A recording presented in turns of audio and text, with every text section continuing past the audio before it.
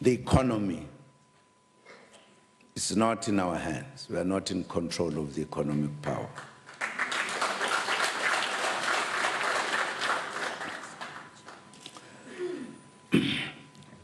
The critical element of the economy is the land. Our land was taken away, it's not in our hands. And therefore, the issue of the economy, when we talk about radical change, part of the reason I said at the beginning, the time to talk and write and analyze has passed. It is time for action, concrete action.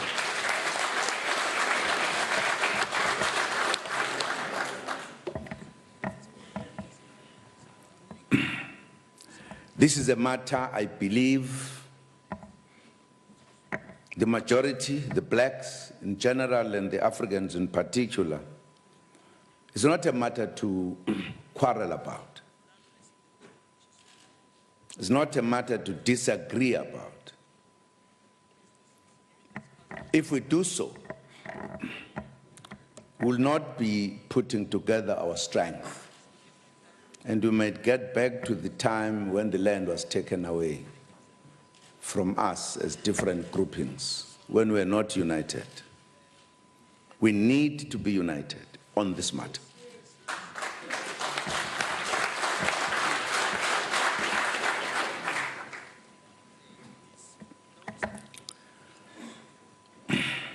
Ministers and deputy ministers will periodically give me reports on what they have done to ensure radical socio-economic transformation in their departments, to ensure the empowerment of black people and Africans in particular.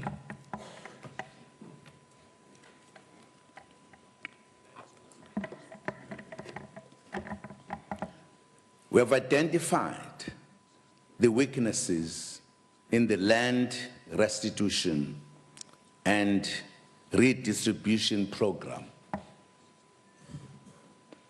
The willing buyer, willing seller principle did not work effectively. It made the state a price taker in an unfair process. In addition, there are too many laws dealing with land reform, which causes confusion and delays. You can claim land today, by the time your people get it, you'll be dead.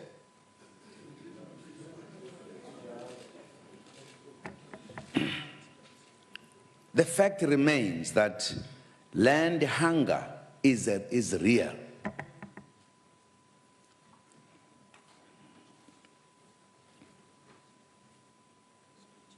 This is not surprising, as this was the fundamental question at the center of the liberation struggle.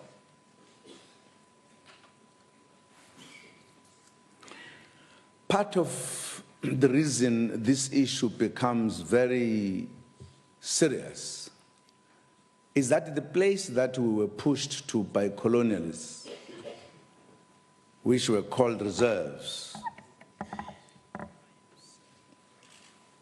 because our population has been growing where we stay in our areas, the land is not growing. Even areas to till land or for our cattle to graze has been reducing. So the space is disappearing. It's a reality. Our population is growing, the land is not expanding. So it's a challenge. And I think the time has come that we should fix all of this for the benefit of the citizens of the country. And therefore, the issue is absolutely crucial. And to attain the goal of radical socio-economic transformation in relation to land reform, we are looking at two critical actions. First, we must undertake a pre-colonial audit of land ownership, use, and occupation patterns. Once the audit has been completed, a single law should be developed to address the issue of land restitution without compensation.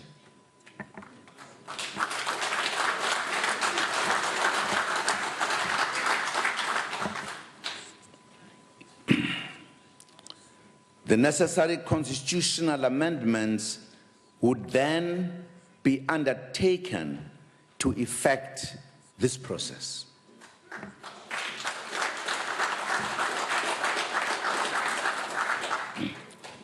That's why we need to accept the reality that those who are in parliament where laws are made, particularly the black parties on this issue, should unite, because we need 2/3 majority to effect changes in the Constitution.